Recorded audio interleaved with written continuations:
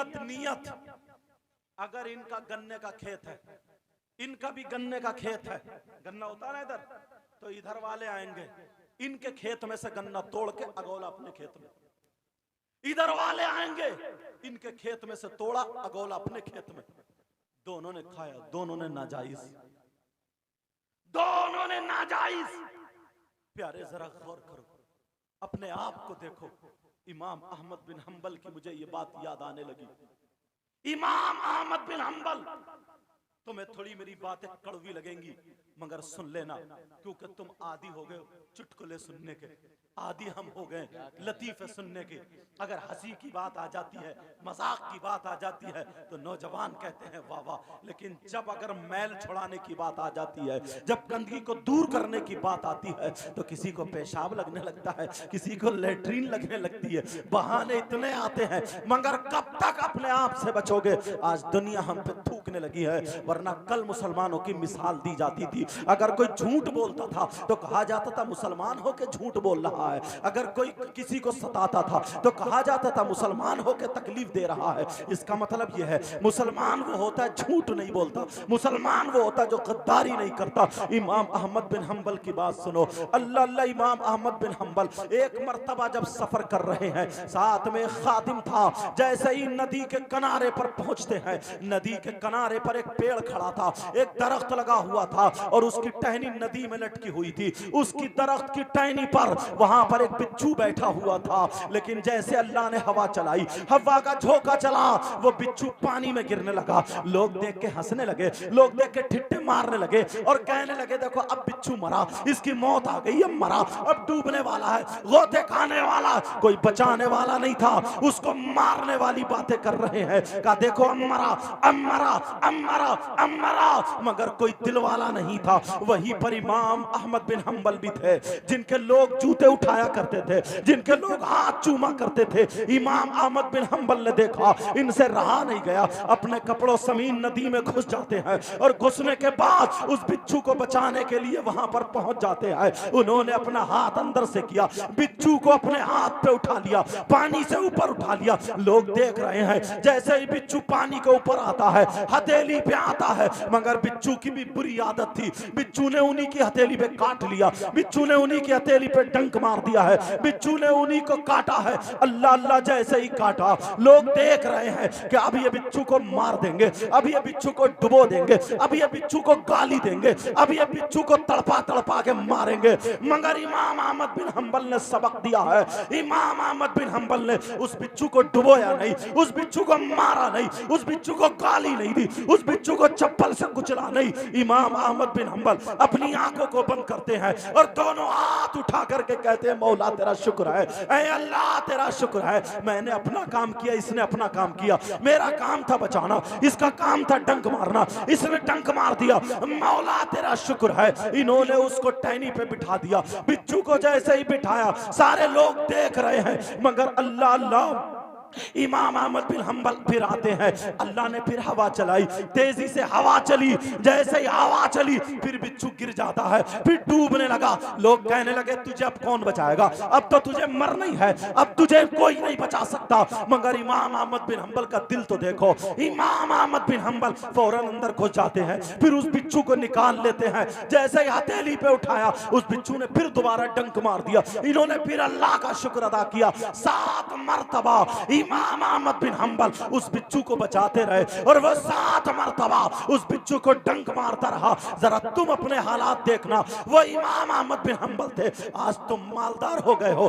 2 सगे भाई, अगर एक को अल्लाह ने दौलत दे दी है तो उसकी बीवी अपने बच्चों को उसके भाई के बच्चों के साथ खेलने से रोक लेती है, कहती है उनके मत सामने मत जाना, वो गरीब के बच्चे हैं। अरे तू कैसा भाई है, तेरे भतीजे बगैर कपड़ों के हैं, तेरे भतीजे बगैर चप्पलों के हैं, तेरे भतीजों का मकान नहीं है और तू एसी में लेटा है, तेरे पास सब कुछ कैसा है। अरे तेरा दिल कहां से आया है। ये पहले पड़ोसी थे जो अपना मकान दे दिया करते थे, आज तू सगा भाई होकर के अपनी माँ को नहीं देखता, अपने बाप को नहीं देखता, अपनी बहन को नहीं देखता, अपने भाई को नहीं देखता, बस कमाता चला जा रहा है। और जरा आगे सुनो, इमाम अहमद बिन हंबल ने 7वीं मर्तबा जब उस बिच्छू को बचाया, अल्लाह अल्लाह उसने डंक मार दिया। इमाम अहमद बिन हंबल शुक्र अदा करते हैं, कहते हैं मौला तेरा शुक्र है, ऐ अल्लाह तेरा शुक्र है। मगर जो बिच्छू को जब बिठा दिया तो मुरीद को गुस्सा आ गया। मुरीद कहने लगा सरकार आप तो नहीं मार सकते, आपका बहुत नर्म दिल है, आपका बहुत रहम दिल है, आका मुझे इजाजत दे दें ताकि मैं इस बिच्छू को कुचल दूं, मैं इसको मार देता हूं, एक चप्पल मार के इसका काम तमाम कर दूंगा। इमाम अहमद बिन हंबल बोले क्यों मारना चाहते हो? कहा देखो ना सरकार, ये आपको बचाना, आप इसको बचाना चाहते हैं और ये आप ही को काट रहा है, ये अपनी बुरी आदत नहीं छोड़ता, इसलिए आप इसे मार दो। तो इमाम अहमद बिन हंबल ने ये कहा था अरे ये जानवर है, ये बिच्छू है, ये कीड़ा है, जब ये अपनी बुरी आदत नहीं छोड़ सकता तो मैं तो इंसान हूं, मैं अपनी अच्छी आदत कैसे छोड़ दूं, मैं अपनी अच्छी आदत कैसे छोड़ दूं। आज जरा तुम देखो तुमसे लोग कितने परेशान है, भाई भाई का दुश्मन हो चुका है, कितनी तुम लोगों की बुराइयां करते हो, कितनी लोगों की मुखालिफत करते हो, कितने लोगों से दुश्मनी करते हो। कभी दिल में झांक करके देखा है कितने लोगों का हक दबा रखा है, अगर जिसके पैसे ले लिए तुमने उसके पैसे नहीं दिए, अरे तुम माँ बाप को देख रहे हो, माँ बाप भी परेशान है, यहाँ तक के मियाँ बीबी में झगड़ा उतर आया है, यहाँ तक के बास तो शौहर जहर खाने के लिए तैयार है और बास बीबी शौहर से इतनी तंग है वो भी जहर खाने के लिए तैयार है। मगर तुमने नहीं जाना, तुमने नहीं देखा, जलसे कराने वालों, जलसे में आने वालों, यहाँ से पढ़ के जाया करो, अच्छी बातें लेके जाया करो, अच्छी तकरीरें सुन के जाया करो, भले तुम्हें थोड़ी कड़वी लगे मगर प्यारे सुन के जाया करो। तुम पे कितने लोगों के हक आ रहे हैं, तुमने क्या देखा? नबी की जिंदगी देखना चाहते हो, नबी की जिंदगी का मुताला करना चाहते हो, मैं तुम्हें जिंदगी बताता हूं। आज तुम्हें कोई नारा लगा दे तुम बड़े कामयाब हो गए, मैं तुम्हें नारा लगाने के लिए नहीं, जो मैल है वो छुड़ाने के लिए आया हूं। तुम नबी की जिंदगी देखो, रियल जिंदगी देखो, एकदम बिल्कुल पक्की सच्ची जिंदगी देखो। मेरे नबी हैं, उम्र शरीफ नबी की सुनाने जा रहा हूं, जरा तवज्जो से सुन लेना, तारीखी वर्क पढ़ाने जा रहा हूं। मेरे नबी की उम्र तकरीबन 60 या 59 साल को पहुंच जाती है। अल्लाह अल्लाह, जैसे ही नबी 60 या 59 साल के होते हैं मेरे नबी की तबीयत खराब हो गई, नबी की तबीयत नासाज हो गई, नबी का मिजाज मुबारक नासाज हो गया। नबी की इतनी तबीयत खराब है, नबी की इतनी तबीयत नासाज है, नबी का इतना मिजाज मुबारक नासाज है कि संभल के पांवों से चला नहीं जा रहा, नबी बहुत ज्यादा कमजोर हो गए, नबी से खड़ा नहीं हुआ जा रहा, नबी की बहुत ज्यादा तबीयत नासाज है। प्यारे सुनो, मेरे नबी एक दिन मस्जिद नबवी में नहीं गए, दूसरे दिन नहीं गए, तीसरे दिन मस्जिद नबवी में नहीं गए। अब जब 3 दिन हो जाते हैं तो नबी ने फरमाया जरा बिलाल को मेरे पास बुलाओ। एक रिवायत में हजरत सलमान को बुलाओ, आज तुम अपने गिरबान में झांक के देखना। बच्चों कहां जा रहे हो जरा सुन लो, प्यारे ये सबक है जरा सुन लो। मेरे नबी ने कहा जरा बिलाल को बुलाओ, हजरत बिलाल आ जाते हैं। हजरत बिलाल नबी के हाथ चूमे, पांव चूमे, आका मेरी माँ आप पे कुर्बान, मेरे बाप आप पे कुर्बान, मेरा तन मन धन सब कुछ आप पे कुर्बान। बोली आका क्या हुक्म है? नबी ने फरमाया लोगो, नबी ने फरमाया बिलाल सुनो, मस्जिद नबवी में बाद में जाना, पहले मदीने की गलियों में ऐलान कर दो, मदीने के चप्पे चप्पे में ऐलान कर दो, आज जैसे जलसों का ऐलान होता है। नबी ने फरमाया लोगों मदीने की गलियों में ऐलान कर दो कि मोहम्मद अरबी आज आखिरी वसीयत करना चाहते हैं, तुम्हारे नबी आखिरी बातें करना चाहते हैं, नबी अपनी उम्मत से कुछ कहना चाहते हैं। नबी की आखिरी वसीयत क्या थी जरा ये सुन लो। मेरे नबी ने कहा बिलाल से ऐलान कर दो। बिलाल जो है मदीने की गलियों में ऐलान करते जा रहे, कह रहे ऐ लोगों नबी की आखिरी वसीयत है, जरा सुनो नबी क्या कहना चाहते हैं, नबी तुम्हें कुछ बोलना चाहते हैं। जब इतना कहा तो तमाम लोगों ने जब ऐलान सुना है तो मस्जिद नबवी में टूट पड़ते हैं। किसी की दुकान खुली थी खुली रह गई, किसी की दुकान बंद थी बंद रह गई। अब मेरे नबी तशरीफ लाते हैं, नबी से खड़ा नहीं हुआ जा रहा, नबी से चला नहीं जा रहा है। अरे तारीख पढ़ो जरा, मजहब इस्लाम को पढ़ो, नबी की सीरत देखो, नबी से खड़ा नहीं हुआ गया। मेरे नबी को बुलाने के लिए हजरत अली पहुंच जाते हैं, मेरे नबी को बुलाने के लिए हजरत इब्ने अब्बास पहुंच जाते हैं। ये 2 लोग पहुंचते हैं, मेरे नबी दोनों के सहारे से खड़े होते हैं। कैसी तबीयत होगी, कितनी नासाज होगी, अंदाजा लगा सकते हो। मेरे नबी ने एक मोढ़ा हजरत, एक हाथ हजरत अली के मोढ़े पर रखा और एक हाथ हजरत इब्ने अब्बास के मोढ़े पर रखा, दोनों के मोढ़ों पर रखकर सहारा लेकर के नबी मस्जिद नबवी में जा रहे हैं, आखिरी बातें बताने जा रहे हैं, आखिरी वसीयत करने जा रहे हैं। नबी की आखिरी वसीयत क्या थी? बोलो ये सुनना चाह रहे हो? जरा सुनो मेरे नबी की आखिरी वसीयत क्या थी। नबी मस्जिद नबवी में पहुंच जाते हैं प्यारे। जैसे ही मस्जिद नबवी में पहुंचे, नबी ने नमाज अदा की। अदा करने के बाद अब मिंबर शरीफ पे बैठ जाते हैं। नबी ने खुतबा दिया, एक तकरीर की, एक वाज की, और तकरीर करने के बाद नबी ने क्या कहा सुनो। नबी फरमाते हैं, ऐ मेरे कलमा पढ़ने वालों, ऐ मुझे चाहने वालों, ऐ मेरे जानिसारों, मुझे नबी और पैगंबर मानने वालों, मैं सारे नबियों का सरदार हूं ये भी मानने वालों, अल्लाह के बाद सबसे अफजल आला हूं ये भी मानने वालों। सारे लोग कहते हैं आका हम मानते हैं। तो मेरे नबी ने ऐलान क्या किया है? नबी ने फरमाया, ऐ लोगों अगर किसी का कोई हक मुझ पे आता हो तो ले लो। ये पैगंबर इस्लाम कह रहे हैं, नबी कह रहे हैं अगर तुम्हारा किसी का कोई हक आता हो तो ले लो। आज तुमने कितने लोगों का हक दबा करके चले गए हो, आज तुमने कितने लोगों का माल हड़प के चले गए हो। कैसे लोग हैं जो नारा भी लगा लेते हैं मगर सट्टा खेल रहे हैं, मगर जुआ खेल रहे हैं, मगर ताश खेल रहे हैं। क्या नबी का गुलाम ये हो सकता है? जुआ खेलने वाला नबी का गुलाम हो सकता है, सट्टा खेलने वाला नबी का गुलाम हो सकता है, लोगों का माल दबाने वाला नबी का गुलाम हो सकता है, लोगों को तड़पाने वाला नबी का गुलाम हो सकता है, लोगों की जमीन छीनने वाला नबी का गुलाम हो सकता है। अरे नबी की जिंदगी देखो, नबी ने कोई गुनाह नहीं किया, नबी गुनाहगार नहीं थे, मगर नबी फरमाते हैं अगर किसी का कोई हक मुझ पे आता हो तो ले लो। आज तुमने गिरबान में झांक के देखा है, तुम्हारी माँ के तुम पर कितने हुकूक हैं, तुम्हारे बाप के तुम पर कितने हुकूक हैं, तुम्हारी बीवी के तुम पर कितने हुकूक हैं, तुम्हारी औलाद के तुम पर कितने हुकूक हैं, तुम्हारे पड़ोसी के तुम पर कितने हुकूक हैं, तुम्हारे इमाम के तुम पर कितने हुकूक हैं। कभी तुमने सोचा है? नबी फरमाते हैं प्यारे, ऐलान कर रहे हैं, ऐ लोगों अगर किसी का कोई हक आता हो तो मुझसे ले लो। तमाम सहाबा कह रहे हैं आका को आज हो क्या गया है? अरे दुनिया बनी तो नबी के सदक़े में, जमीन बनी तो नबी के सदक़े में, आसमान बना तो नबी के सदक़े में, हमें जान मिली तो नबी के सदक़े में, माँ बाप मिले तो नबी के सदक़े में, कायनात का जर्रा जर्रा बना है तो नबी के सदक़े में।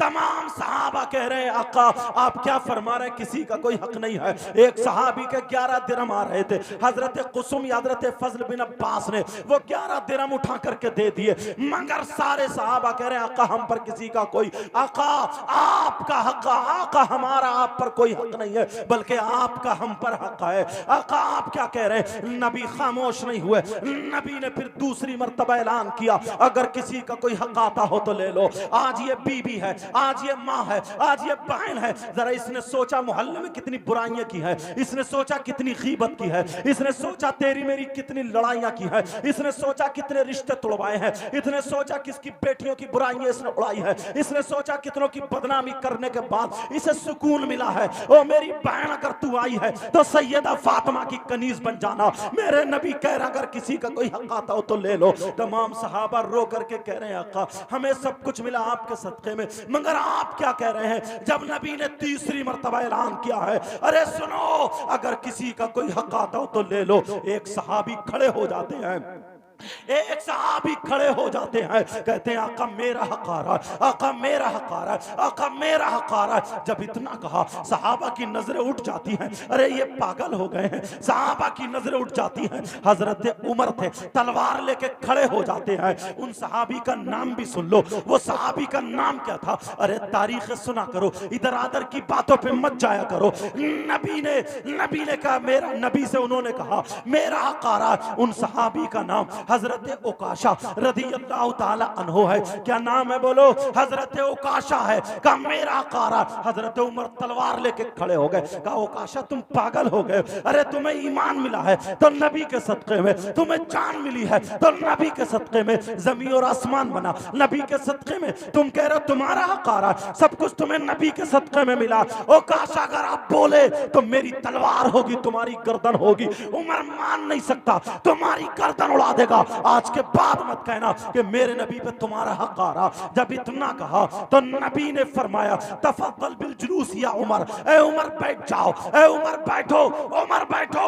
अब नबी के सामने किसकी हिम्मत है, कौन खड़ा रहे? नबी ने कहा उमर बैठो, उमर बैठ जाते हैं। कहा ओकाशा बोलो तुम्हारा क्या हक आ रहा है? कहा का मेरा हक आ रहा है। तमाम सहाबा कह रहे क्या हक आ रहा है? नबी ने कहा ओकाशा बोलो क्या हक है? अल्लाह अल्लाह हजरत ओकाशा क्या कहते हैं? नबी ने किसी की जमीन नहीं दबाई थी। आज जो तुम इतनी इतनी बड़ी मेंढ थी जो काट काट के इतनी छोटी मेंढ कर रहे हो, किसी की कुछ दबा लिया है तुमने, किसी की जमीन दबा ली है तुमने, किसी के घर में इतनी दीवार पहुंचा दी है तुमने, किसी का रास्ता बंद कर दिया है। अरे जरा सोचो, गौर करो, जलसों से हिदायत लेके जाया करो। प्यारे ज्यादा दिनों जिंदगी नहीं है, ज्यादा दिनों यहाँ पे नहीं रहना है। अब मेरे नबी बोले कोई हक आता हो तो ले लो। एक सहाबी बोले मेरा हक आ रहा। मेरे नबी ने फरमाया क्या आ रहा? हजरत ओकाशा बोलो तुम्हारा क्या हक है? ओकाशा क्या कहते हैं जरा सुनो। हजरत ओकाशा कहते हैं आका एक जंग में आप भी जा रहे थे, एक जंग में मैं भी जा रहा था। आका आप भी जंग में घोड़े पे थे और मैं भी घोड़े पर था, मगर आपके हाथ में वो कोड़ा था, आपके हाथ में चाबुक था जिससे घोड़ा हकाला जाता है। समझ गए हो? आपके हाथ में वो कोड़ा था। आका आपने जैसे ही अपने घोड़े के कोड़ा मारा, इतने में मेरा घोड़ा तेजी से आपके घोड़े की बराबर में आ जाता है। वो कोड़ा आपके घोड़े के नहीं लगा था, मेरी पीठ पे लगा था। आका मेरी पीठ पे वो कोड़ा लगा था। आका मैंने कुछ नहीं कहा था। आका वो कोड़े का हक आ रहा है, वो कोड़ा जो लगा था उसका हक आ रहा है। जब इतना कहा अल्लाह अल्लाह, हजरत अली की आंखों में आंसू आ गए। अली बोले ओकाशा पागल हो गए, अरे नबी की तबीयत नासाज है, नबी से खड़ा नहीं हुआ जा रहा। क्या तुम नबी के जिस्म पे कोड़ा मारना चाहते हो? नबी के जिस्म पर कोड़ा मारना चाहते हो? ओकाशा अगर पूरी दुनिया भी मिल करके अली के सामने कोड़ा मारना चाहे तो जब तक अली जिंदा है, शेर खुदा जिंदा है, नबी के जिस्म पे दुश्मनी के तौर पर फूल की पत्ती भी अली जाने नहीं देगा। अली अकेला पूरी दुनिया से लड़ने के लिए तैयार है। अली की मौजूदगी में कोई कोड़ा नहीं मार सकता। अल्लाह अल्लाह जब इतना कहा तो नबी फरमाते इजलिस या अली, अली बैठ जाओ, अली बैठो, अली बैठो। हजरत अली भी बैठ जाते हैं। कहा ओकाशा तुम्हारा हक आ रहा। सहाबा की आंखों में आंसू है। बिलाल कह रहे हो ओकाशा अगर तुम्हें कोड़ा मारना है, ओकाशा अगर तुम्हें कोड़ा मारना है तो नबी के जिस्म पे कोड़ा मत मारना, ये बिलाल का जिस्म हाजिर है, जितने चाहो कोड़े मार लो। ओकाशा ओकाशा बिलाल की खाल निकाल दो, ओकाशा बिलाल की हड्डियां तोड़ दो, बिलाल का चूरा चूरा कर दो, मगर बिलाल उफ तक नहीं कहेगा। मगर मेरे नबी के जिस्म पे कोड़ा मत मारो। ओकाशा अपना हक अदा कर लो। अल्लाह अल्लाह जब इतना सुना तो मेरे नबी ने फरमाया, मेरे नबी देख रहे हैं। अब ओकाशा कहते आका अगर मैं बिलाल के जिस्म पर कोड़ा मार लूं तो क्या हक अदा हो सकता है? आका फरमाए अगर मैं अपना कोड़ा बिलाल के जिस्म पर मार लूं तो क्या हक अदा हो सकता है? नबी ने फरमाया नहीं हो सकता। अरे तुम उम्मती हो करके कितने लोगों का हक दबाए पड़े हो। वो नबी है, नबी एक गुलाम से कोड़ा खाने के लिए तैयार है। तुमने अभी नबी की सही जिंदगी देखी कहां है? अभी तुमने नबी की जिंदगी पढ़ी कहां है? जरा नबी की जिंदगी मुझसे सुनो प्यारे, अगर तुम्हारा कलेजा मुंह को आ जाएगा। अल्लाह अल्लाह मेरे नबी कह रहे हो ओकाशा कोड़ा मारो, ओकाशा कोड़ा मारो। हजरत उस्मान खड़े हो गए, कह गए ओकाशा ओकाशा ओकाशा मेरी जब तक जिस्म में सांसें हैं, जब तक सांसें चल रही हैं, तुम जितने चाहो कोड़े मार लो, मगर मेरे आका के जिस्म पे कोड़ा मत मारो। उमर को मार दो, कोड़ा मारते मारते उमर कुछ नहीं कहेगा, मगर नबी के जिस्म पे कोड़ा मत मारो। ओकाशा बोले आका अगर उमर के कोड़ा मार दूं, उस्मान के कोड़ा मारूं, अबू बकर के कोड़ा मारूं, अली के कोड़ा मारूं तो क्या कदा हो सकता है? नबी ने फरमाया नहीं हो सकता। नबी ने फरमाया नहीं हो सकता। अल्लाह अल्लाह का ओकाशा कोड़ा मारो। सहाबा की आंखों में आंसू आ गए, सहाबा की हिचकियां निकल गई, दुआएं कर रहे मौला मौला मौला मौला, कोड़ा लगने से पहले हमारी रूह कब्ज कर लेना। सब कह रहे हो ओकाशा अरे नबी वुजू बनाते थे तो तुम लाइन में खड़े रहते थे, नबी का बचा हुआ पानी ले लो। नबी थूकते थे ओकाशा तुम दामन फैला दिया करते थे, आज तुम नबी के जिस्म पे कोड़ा मारने के लिए तैयार हो। ओ काश तुम पागल हो गए, ओ काश मान जाओ, ओ काश बाज आ जाओ, नबी के कदम चूम लो। अरे तुम नबी के कोड़ा मारने के लिए तैयार है, मगर देखना ये है वो पैगंबर इस्लाम जो अल्लाह के बाद सबसे अफजल वाला है, अल्लाह अल्लाह, वो एक गुलाम से कोड़ा खाने के लिए तैयार है, और तू बेटा होकर के अपने बाप की कड़वी बात सुनने के लिए तैयार नहीं है। अरे तू बेटा होकर के अपनी माँ को आंखें दिखाता है, तू बेटा होकर के अपने बाप को आंखें दिखाता है, तू बड़े भाई की सुनने के लिए तैयार नहीं है, तू किसी बड़े की बात सुनने के लिए तैयार नहीं है। आज तूने कितने लोगों का हक दबा रखा है। जलसे में आने वालों, अगर प्यार से सुन के जाओगे और तौबा करोगे तो इंशाअल्लाह तुम्हारा ये जलसा कामयाब रहेगा। सुनो प्यारे सुनो, मेरे नबी फरमाते हो काशा कोड़ा मारो, मगर साहब अर्ज कर रहे हो काशा मान जाओ, बाज रहो। मेरे नबी ने फरमाया बिलाल ओ काशा के हाथ में कोड़ा दे दो, देर हो रही है, मुझसे बैठा नहीं जा रहा, अरे देर हो रही है, ओ काशा के हाथ में कोड़ा दे दो ताकि ये कोड़ा मार ले। अल्लाह अल्लाह, सहाबा की गर्दनें झुक जाती हैं। ओ काशा कहते हैं आका आका, जिस वक्त आपका कोड़ा लगा था तो आपके हाथ में बिलाल का कोड़ा नहीं था, आपके हाथ में आपका कोड़ा था। अगर मैं बिलाल के कोड़े से कोड़ा मार लूं तो क्या हक अदा हो सकता है? नबी ने फरमाया नहीं हो सकता। अब मेरे नबी फरमाते बिलाल जाओ, मेरी बेटी खातून जन्नत के यहाँ चले जाओ, मेरी बेटी फातिमा के यहाँ चले जाओ, बिलाल जाओ मेरी बेटी के यहाँ चले जाओ। अल्लाह अल्लाह, बिलाल रोते हुए जा रहे हैं, कहा जाओ और मेरा वाला कोड़ा लेकर के आ जाओ, मेरी बेटी के घर मेरा कोड़ा है वो लेकर के आओ, ओ काशा के हाथ में दे दो। अल्लाह अल्लाह, बिलाल रोते हुए जा रहे हैं, जाकर के खातून जन्नत की चौखट पे गिर गए और रो रो करके कहने लगे खातून जन्नत अपने बाबा जान का कोड़ा दे दो। हजरत फातिमा कहती है बिलाल क्यों मांग रहे हो कोड़ा? हजरत बिलाल वाकया छुपाना चाह रहे थे मगर आंखों में आंसू है। कहा बिलाल मुझसे छुपाओ मत, जब तुम्हें मक्के की गलियों में खचेड़ा जा रहा था तो तब भी तुम्हारे लबों पे मुस्कुराहट थी, नबी का कलमा गुनगुना रहे थे। आज तुम्हारी आंखों में आंसू कैसे हैं? जब तुम्हें कांटों पे लिटा करके उमैया सीने पे पत्थर रख के घन चला रहा था तब भी तुम मुस्कुरा रहे थे, नबी का कलमा गुनगुना रहे थे। आज तुम्हारी आंखों में आंसू कैसे हैं? जब तुम्हारी जबान पे गरम गरम लोहा रखा जा रहा था तब भी तुम नबी का कलमा पढ़ रहे थे, मुस्कुरा रहे थे। आज तुम्हारी आंखों में आंसू कैसे हैं? बिलाल बोलो आंखों में आंसू कैसे हैं? हजरत बिलाल को बताना पड़ा, सैयदा की आंखों में आंसू आ गए, अरे बेटी की आंखों में आंसू आ गए। कहा क्या मेरे अली नहीं है वहां पे? क्या मेरे सरताज वहां पे नहीं है? मेरे अली के होते हुए किसी में मजाल है जो कोड़ा मार ले? अरे उन्हें पता नहीं है कि नबी की तबीयत नासाज है। कहा अली मौजूद हैं और भी मौजूद हैं, मगर बात ऐसे फंस गई है। उन्होंने कहा किसी का हक अगर किसी से अदा करें तो हो जाएगा। कहा नहीं हो सकता। अल्लाह अल्लाह, सुनो, खातून जन्नत ने अपने बेटों को बुलाया, अपने बच्चों को बुलाया, हसन हुसैन को बुलाया। बुलाने के बाद कहा मेरे लगते जिगर, मेरे नूरे नजर, मेरे दिल के टुकड़े, जाओ आज नाना पे कुर्बान हो जाना।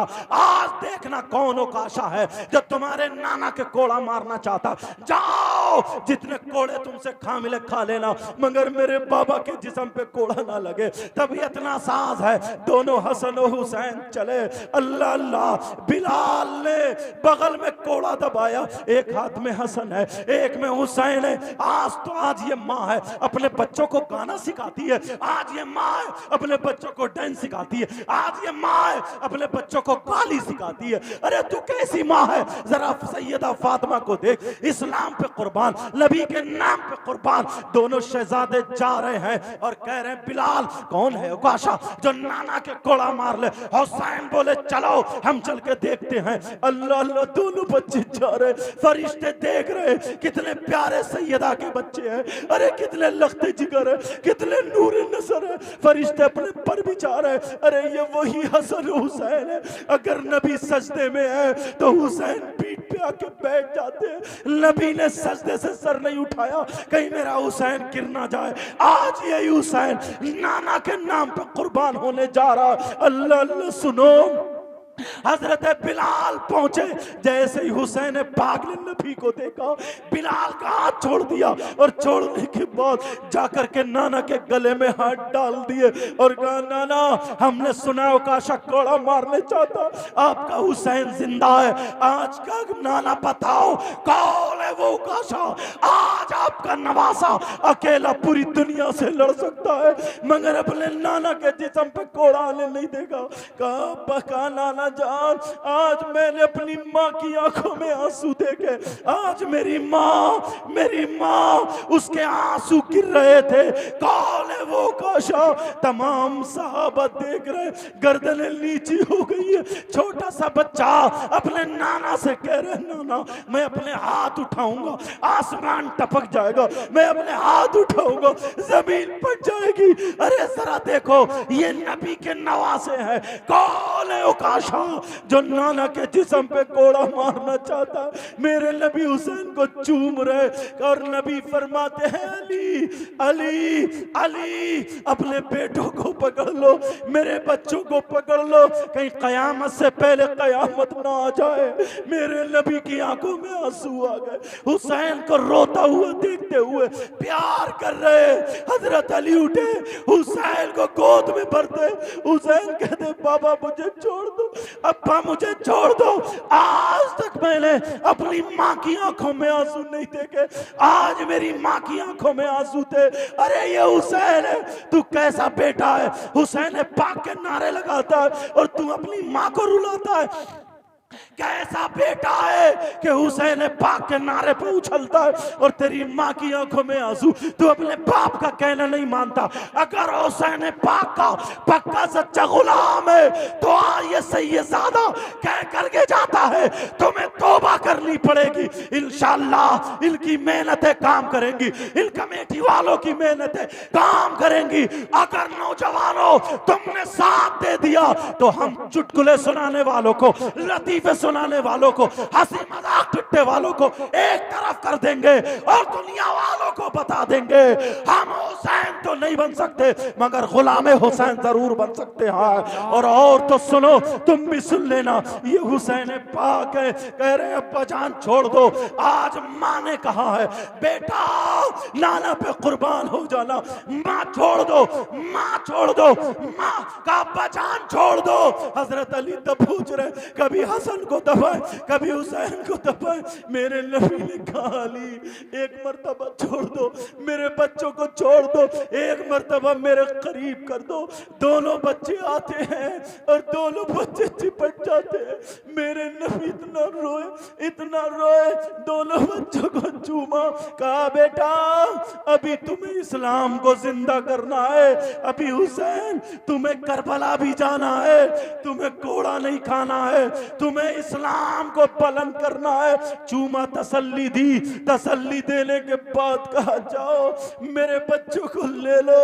हजरत अली ने दोनों बच्चों को पकड़ लिया, दोनों बच्चे कह रहे हैं बार बार अब्बा जान आप क्यों नहीं उठते हैं, अब्बा जान आप क्यों नहीं उठ रहे हैं अब्बा जान। अब बच्चों को क्या पता क्या मामला। कहा बेटा कुरान में है या अय्युहल्लज़ीना आमनू ला तरफऊ अस्वातकुम फौका सौतिन नबी की वला तजहरू लहू बिलकौली कजहरी बादिकुम लिबादिन अन तहबता अमालुकुम व अंतुम ला तशउरून। कुरान पाक में आता है नबी के सामने बुलंद आवाज मत करो, नबी के सामने जोर से मत बोलो, नबी की बारगाह में अपनी आवाज ऊंची मत करो, नबी की आवाज से अपनी आवाज ऊंची मत करो। ये सब कुरान में ये मौजूद है। कहा बेटा वरना कर मैं करूंगा तो हो सकता है मेरे आमाल बर्बाद हो जाए, जाए हो जाए। अल्लाह फरमाता है अगर तुमने ऊंचा किया नबी की आवाज पे अपनी आवाज को, अगर तुमने बेअदबी की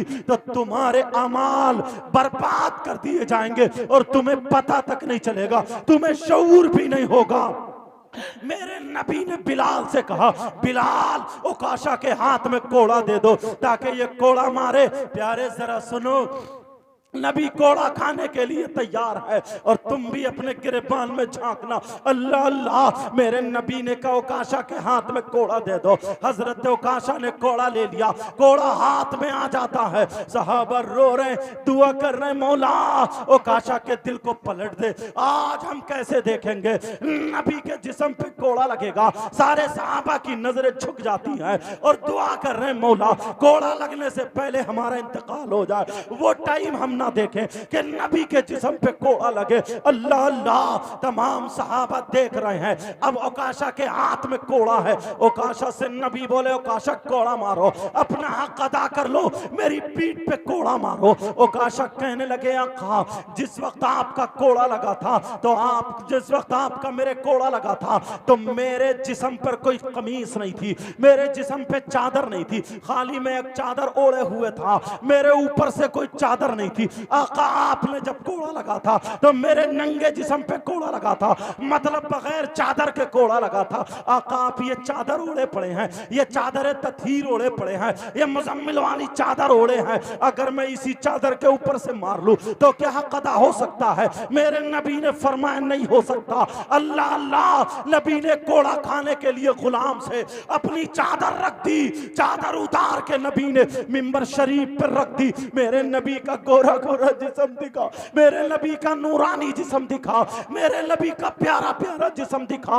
अल्लाह अल्लाह, जैसे ही चादर रखी है कहा ओकाशा कोड़ा मारो। साहबा की सिसकियां निकल रही है, साहबा की रोते रोते हिचकियां बंद गई है और कह रहे हो ओकाशा हमारा माल ले लो, हमारी जान ले लो, हमारा सब कुछ ले लो, तन मन धन सब कुछ नबी के नाम कुर्बान है, मगर ओकाशा कोड़ा मत मारो। मेरे नबी कह रहे ओकाशा कोड़ा मारो। नबी ने चादर उतार के रख दी है। अल्लाह अल्लाह, अल्लाह अल्लाह। अब ओकाशा दूसरी बात कहते हैं, कहा जिस वक्त आपका कोड़ा लगा था तो मेरा मुंह आपकी तरफ को नहीं था, मेरा मुंह दूसरी तरफ को था। आपका चेहरा मुकद्दस मेरी तरफ को है, आपका चेहरा अनवर मेरी तरफ को है, आपका रुख ज़ेबा मेरी तरफ को है। आका आपका प्यारा प्यारा चेहरा, प्यारा प्यारा रुख मेरी तरफ को है। अगर मैं ऐसे ही कोड़ा मार लूं तो क्या हक अदा हो सकता है? मेरे नबी ने फरमाया नहीं हो सकता। मेरे नबी ने अपना चेहरा घुमा लिया, जैसे ही चेहरा घुमाना था अल्लाह अल्लाह, पीठ शरीफ नबी की ये पीठ ओकाशा की तरफ को हो जाती है। तो यहाँ पर मेरे नबी के मोहरे नबुव्वत है जिस पे ला इलाहा इल्लल्लाह मुहम्मदुर रसूलुल्लाह लिखा हुआ था। अल्लाह अल्लाह, वो मोहरे नबुव्वत लिखी हुई थी, मोहरे नबुव्वत लगी हुई थी। ओकाशा की जब नजर पड़ती है, मोहरे नबुव्वत पे नजर पड़ती है, ओकाशा आगे बढ़ते हैं, मोहरे नबुव्वत का बोसा दे देते हैं। इन्हीं होठों से मोहरे नबुव्वत का बोसा दिया। जैसे ही बोसा देते हैं और बोसा देने के बाद हजरत ओकाशा कदमों पे आ जाते हैं, नबी के कदमों पे गिर जाते हैं और गिरने के बाद कहते हैं ओ लोगों सुनो, आका को बिठा दिया, आका गुस्ताखी माफ हो, आका मेरा मतलब दूसरा था। मेरे नबी बोले मुझे मालूम है, लेकिन तमाम सहाबा से हजरत ओकाशा बोले ओ मेरे भाइयों सुनो, तुम समझ रहे थे कि मैं नबी के जिस्म पे कोड़ा मार लूंगा, हरगिज़ नहीं। तुम समझ रहे थे कि ओकाशा पागल हो गया, नहीं नहीं। ऐ अबू बकर तुम समझ रहे थे कि मैं बिलाल के कोड़ा मार लूंगा, नहीं। ऐ उमर तुम समझ रहे थे मैं हसन हुसैन के कोड़ा मार लूंगा, नहीं। ऐ अली तुम समझ रहे थे कि मैं नबी के जिस्म पर कोड़ा मार लूंगा, नहीं नहीं। का खुदा की कसम, मेरी माँ नबी के नाम पे कुर्बान, मेरे बाप नबी के नाम पे कुर्बान, मेरी जान नबी के नाम पे कुर्बान, मेरा तन मान धन सब कुछ नबी के नाम पे कुर्बान। अरे मैंने इसलिए ये बात नहीं की थी, बल्कि जिब्रील इशारा कर रहे थे और नबी जानते थे, नबी को मालूम था। मैंने दुआ की थी मौला मैं अपनी आंखों से नबी की मोहरे नबुव्वत देखूं और इन होठों से बोसा दूं। आज मेरी वही दुआ कबूल हो रही। सुभान अल्लाह। नारे तकबीर, नारे रिसालत, मसलके आला हजरत, अज़मते सहाबा, पैगामे हक कॉन्फ्रेंस, दारुल उलूम अहले सुन्नत राबिया बसरी। नारे तकबीर, हुजूर सैयद साहब किबला, नारे रिसालत। माशाअल्लाह। देखा गिरबान में झांक करके, ये नबी की जिंदगी का एक वर्क मैंने तुम्हारे सामने रखा। नबी की जिंदगी का एक वर्क तुम्हें याद हो गया होगा। अब दूसरे का हक अगर तुम्हारे सामने आ जाए तो तुम्हें ये जलसा याद आ जाना चाहिए। बोलो आएगा या नहीं? आज कितने लोग हैं अल्लाह, पहले ये पुराने लोग थे ना, पुराने, इनमें बड़ा अदब था, बड़ा तमीज था, बड़ा तरीका था। पहले ये अदब था, अदब कि छोटा भाई बड़े भाई के सामने सराहने नहीं बैठता था, छोटा भाई बड़े भाई के सामने बीड़ी सिगरेट नहीं पीता था, छोटा भाई बड़े भाई के सामने खड़ा नहीं होता था। और आज अब्बा कह रहा है बेटे जरा लगाइए सिगरेट, अब्बा कह रहा है बेटे लगाइए जरा बीड़ी, खाना खाया पेट में गैस बन रही है। पहले बेटी मां के सामने बगैर दुपट्टे के हाजिर नहीं हो सकती थी, पहले बेटी मां के सामने गूंगी हो जाती थी, बोलती नहीं थी। और आज देख लो, तुम्हारे यहाँ शादी हो, अगर 50 लड़कियां होंगी तो एक के भी सर पे दुपट्टा तुम्हें नहीं मिलेगा, सबके सरों से दुपट्टे गायब, वो फैशनीले कपड़े खत हो जाते हैं शुरू। क्यों? ये मां है, मां पहले अपने सर पे दुपट्टा रखती थी, फिर बेटी को उड़ाती थी। आज माई दुपट्टा नहीं ओढ़ती, आज मां के सर पे दुपट्टा नहीं है, आज मां को सलीका नहीं है, आज मां को शऊर नहीं है, तो बेटी को शऊर कहां से आएगा? प्यारे कुरान की आयत सुनो, अल्लाह फरमाता है या अय्युहल्लज़ीना आमनू कू अनफुसकुम व अहलीकुम नारा, ए ईमान वालो अपने आप को और अपने घर वालों को जहन्नम की आग से बचाओ। आज कितने नौजवान हैं, कितनी बहनें हैं, ये ऐसे हैं, कितने आदमी ऐसे हैं जो अपनी बीबियों को गालियां बकते हैं, कितने लोग ऐसे हैं जो आंगन में खड़े होकर के बीबियों को गाली बकते हैं। लाइट चली गई, बीबी गाली सुन रही है, काम अच्छा नहीं चल रहा, बीबी गाली सुन रही है। कितनी औरतें ऐसी हैं जो अपने शौहरों को धोखा दे रही हैं, कई कई बच्चों की माँ हो गई है, मगर आज भी दूसरों से मोबाइल पे बात चल रही है, आज भी दूसरों से एसएमएस पकड़े पाए जा रहे हैं, आज भी एसएमएस पकड़े जा रहे हैं, आज भी कई कई बच्चों की माँ हो गई है, मगर पैसे इतनी संभाल के नहीं रखती जितनी संभाल के मोबाइल रखती है, उसमें पासवर्ड डाल के रखती है ताकि शौहर को पता ना चल जाए तेरी शादी कैसी शादी है। और कितने नौजवान ऐसे हैं जिनकी शादी हो चुकी है मगर आज भी गैर औरतों से ताल्लुक रखते हैं, आज भी कितनों के चूल्हों पे जाया करते हैं, आज भी तेरी बीबी घर में है मगर दूसरी औरतों को मोटरसाइकिल पे लिए घूम रहा, दूसरी औरतों से ताल्लुक है। अरे ये क्या जिंदगी है तुम्हारी? या जानवरों जैसी जिंदगी हमने बना रखी है, इसको क्या इंसानियत कहेंगे? इसको इंसानियत बोलेंगे? नबी की जिंदगी मैं तुम्हें बताता हूं, अगर इजाजत हो तो एक बार और तुम्हारे सामने रख दूं। क्या सुनना चाह रहे हो?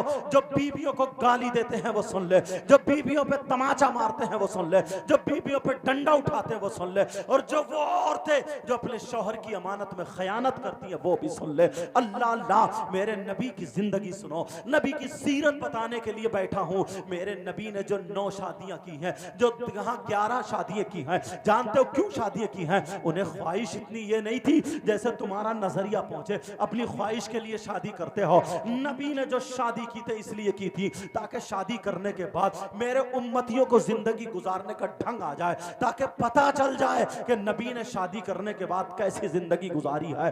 जरा सुनो प्यारे, मुझे बात याद आने लगी। अल्लाह अल्लाह, मेरे नबी है, मेरे नबी की बीबी है, एक बीबी का नाम हजरत हफ्सा रदी अल्लाह ताला अन्हा है। क्या नाम है मेरे नबी की बीबी का? बताओ। हजरत हफ्सा है। मेरे नबी सुबह सुबह पहुंच जाते हैं, जैसे ही पहुंचे हजरत हफ्सा देख करके सलाम करती हैं, खड़ी हो जाती हैं और कहती हैं आका आप तशरीफ लाए हैं, आका मैं चाहती हूं आज अपने हाथ से खाना बनाऊं और आपके लिए दोपहर का खाना पेश कर दूं। आका 1 घंटा 2 घंटा तशरीफ रखें, आका मैं जरूर खाना पेश कर दूंगी, आप मेरे हाथ का खाना खा करके जाना। नबी ने फरमाया हफ्सा परेशान मत हो, आज मैं इसीलिए आया था, यही नियत करके आया था, आज मैं हफ्सा के हाथ का खाना खाऊंगा, हफ्सा के हाथ का बना हुआ खाना खाऊंगा। जब इतना कहा तो हजरत हफ्सा खुशी के मारे मचल जाती है, खुशी के मारे झूमने लगती है। नबी जिनके हाथ का खाना खाने आए हो, अल्लाह अल्लाह, हजरत हफ्सा खाना तैयार कर रही है, बड़ी बड़ी खुशी में खाना तैयार हो रहा है। जैसे ही खाना तैयार हो जाता है,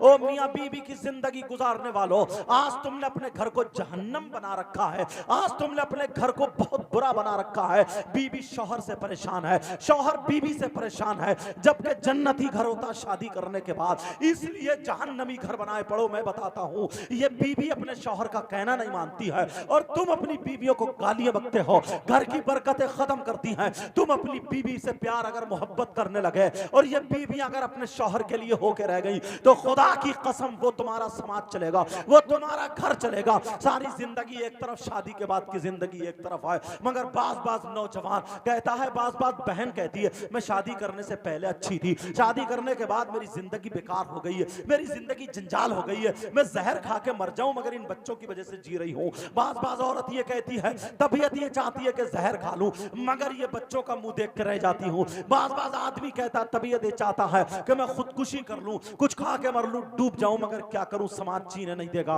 मगर प्यारे सुनो, मैं ये पता करके जाता हूं, अगर तुमने नबी की जिंदगी अपने घरों में ले आए, अगर अपनी जिंदगी को नबी की जिंदगी से रोशन कर लिया, तुम्हारी जिंदगी कामयाब हो सकती है। मेरे नबी की जिंदगी देखो, सुनो, मेरे नबी पहुंच जाते हैं, हजरत हफ्सा खाना तैयार कर रही हैं। आज तू अपने शौहर के लिए खाना नहीं बनाती है, जरा सुनो, मेरे नबी की बीवी खाना तैयार कर रही है, खुशी खुशी से खाना तैयार हो रहा, मेरे नबी बैठे रहते हैं, खाना तैयार हो जाता है। मेरे नबी की बीवी ने दस्तरखान लगा दिया और दस्तरखान लगाने के बाद हजरत हफ्सा ने खाना उस पर रख दिया, जो बर्तन थे वो रख दिया। आका आपके हाथ धुला दूं? मेरे नबी की बीवी ने अपने शौहर के हाथ धुला दिए और हाथ धुलाने के बाद मेरे नबी जब बैठ जाते हैं, खाना खाने के लिए बैठते हैं, दस्तरखान पे बैठते हैं, तो नबी इरशाद फरमाते हैं, क्या हफ्सा तुम नहीं आओगी मेरे साथ में? हफ्सा तुम मेरी बराबर में नहीं बैठोगी? क्या हफ्सा तुम नहीं आओगी? जब इतना कहा तो हजरत हफ्सा मुस्कुराती हुई आ जाती है,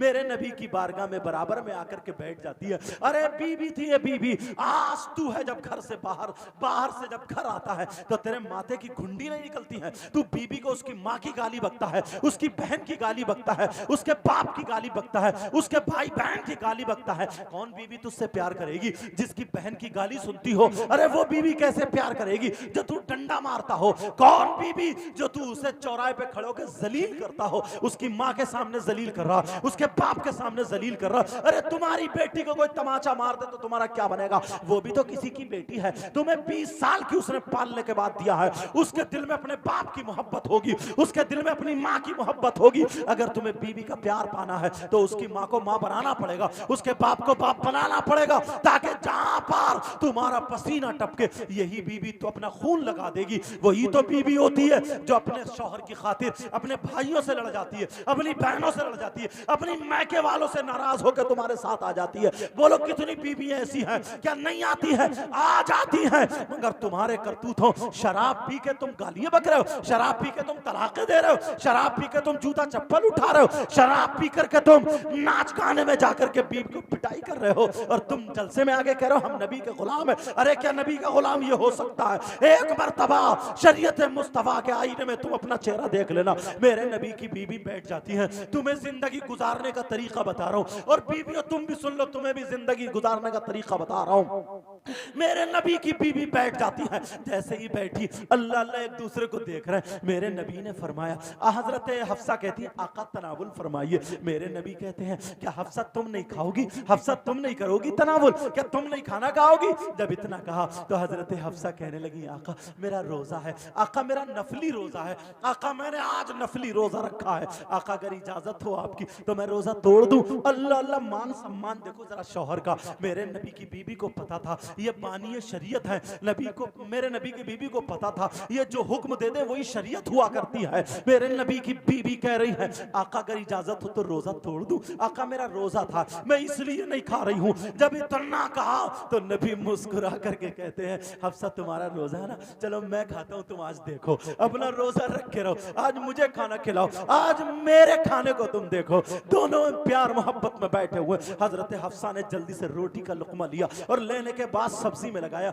और मेरे नबी की बारगाह में पेश कर दिया। कितनी बहनें ऐसी हैं जो तुम्हारा शौहर काम करके आता है, तू इसके जूते उतारती है, तू इसके मोजे उतारती है, तू इसे पानी पिलाती है, तू इसे लोटा भर के देती है, तू इसकी लैट्रिन में पाना रखती है, अरे बोल इसके कपड़े निकाल के देती है। अरे ये दिल जीतने वाली बात है। अगर तूने इसको खैर खबर ले ली तो यही शौहर है तेरे लिए दौलत बिछा देगा, अपना दिल बिछा देगा, यही शौहर है। मगर तू है इसके पास आके नहीं झांकती है। कैसी वो नाकारा बीबी है जो दूसरे लोगों से बात करती है अपने शौहर से ज्यादा, दूसरों को तरजीह देती है। तेरा शौहर मैके में चला जाता, तू इसे इज्जत नहीं देती है। अरे तेरा शौहर है, अगर मैके में तू इसे इज्जत देगी, तू अपनी बहन से कह दे, अपने भाई से कह दे, अपनी माँ से कह दे, अगर मेरे शौहर की इज्जत नहीं है तो मैं भी नहीं रहूंगी, मेरी भी इज्जत नहीं है। तेरे हाथ होता इज्जत कराना, तो यही शौहर होगा। अगर तुझे बुखार आएगा तो कई कई डॉक्टर बदल देगा, मगर तेरे ही चालो चलन ऐसे है, तू भी कम थोड़ी है। जरा सुनो, मेरे नबी की बीवी है, लुकमा उठा करके देती है। आका तनावुल फरमा लीजिए, आका तनावुल फरमा लीजिए। मेरे नबी ने लुकमा हाथ में नहीं लिया। ये नबी की जिंदगी तुम्हें बता रहा हूं, नबी की रियल जिंदगी जो गुजरी है वो बता रहा हूं, ताकि हो सकता तुम मियां बीबी में मोहब्बत पैदा हो जाए, तुम्हारे घर कामयाब हो जाए। सुनो, मेरे नबी की बीबी ने दिया तो नबी ने हाथ में नहीं लिया, मुंह बढ़ा दिया। मेरे नबी ने वो लुकमा मुंह में ले लिया। जैसे ही लुकमा मुंह में लिया है, मेरे नबी ने खाया तो इतना नमक था, इतना नमक था, नमक के मारे वो सब्जी कड़वी हो रही थी। शायद हजरत हफ्सा ने धोखे में या खुशी के मारे 2 मरतबा नमक डाल दिया, खुशी के मारे वो भूल गई। इतना नमक, इतना नमक, मुंह कड़वा हो जाता है, इतना ज्यादा नमक था। अल्लाह अल्लाह, मुंह कड़वा होता। अब नबी कभी इधर को ले लेते हैं, कभी इधर को ले लेते हैं, लेकिन वो लुकमा न निगला जा रहा न उगला जा रहा। नबी को पसीना आ गया, क्योंकि बहुत ज्यादा कड़वा जहर हो रहा था। मेरे नबी के चेहरे पे असरात जाहिर हो गए, पसीना आया। हजरत हफ्सा डर गई, पता नहीं नबी से खाया क्यों नहीं जा रहा, क्या तकलीफ हो गई, नबी को क्या परेशानी है, क्या मामला। मैंने लुकमा दिया, हजरत हफ्सा कांप गई, हजरत हफ्सा लरस गई, हजरत हफ्सा डर गई। और बीवियों को गाली देने वालों, देखो डबल नमक डाल दिया था, इतना जहरीला नमक हो रहा था। मगर जब हफ्सा को पसीना आया, हफ्सा डर गई। नबी ने देखा हफ्सा डर जाती है, हफ्सा कांप जाती है, हफ्सा को पसीना आ गया। नबी चेहरे पे मुस्कुराहट ले आए और वो जहरीला लुकमा, वो नमक के मारे जो जहर हो रहा था, वो लुकमा मेरे नबी खा जाते मुस्कुराते हुए। अरे नबी की बीबी की परेशानी दूर करने के लिए नबी मुस्कुरा रहे हैं, नबी वो लुकमा खा जाते हैं और मुस्कुराने लगते हैं। हजरत हफ्सा कहने लगी या अल्लाह, हजरत हफ्सा ने ठंडी सांस ली, कहने लगी या अल्लाह मैं तो डर गई थी आका, आका मैं तो डर गई थी, मैं तो कांप गई थी, पता नहीं क्या मामला था। या अल्लाह तेरा शुक्र है, आका मुस्कुरा रहे। हजरत हफ्सा ने दोबारा लुकमा तोड़ के और दे दिया, मेरे नबी खाते जा रहे। इतना नमक ज्यादा था, मगर मेरे नबी ने गाली नहीं दी थी। ओ गाली देने वालों सुनो, ओ बीबी को मारने वालों सुनो, मेरे नबी ने तमाचा नहीं मारा था, मेरे नबी ने डंडा नहीं उठाया था, मेरे नबी ने माँ बहन की गाली नहीं दी थी। आज तुम नबी के गुलाम बताते हो अपने आप को, ये कहते हो हम नबी के गुलाम हैं। जरा नबी की जिंदगी तुमने पढ़ी है, नबी की जिंदगी देखी है, तुम भी सुन लो।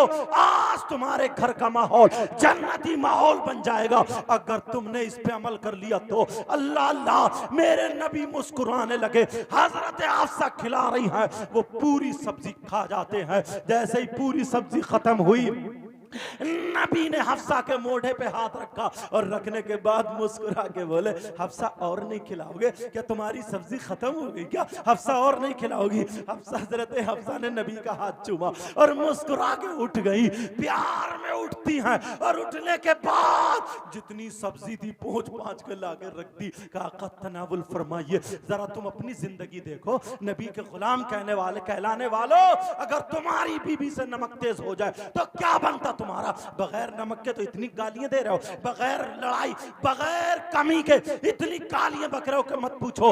अगर ऐसा तुम्हारे घर हो जाता, इतना ज्यादा नमक हो जाता, बोलो क्या तुम खाते, बोलो खा पाते। पतीली कहीं अलग होती, प्याली अलग होती, रोटी की डलिया अलग होती और आंगन में खड़े होकर गाली बकता होता। बोलो क्या ऐसा कर सकते थे तुम जो नबी ने किया था।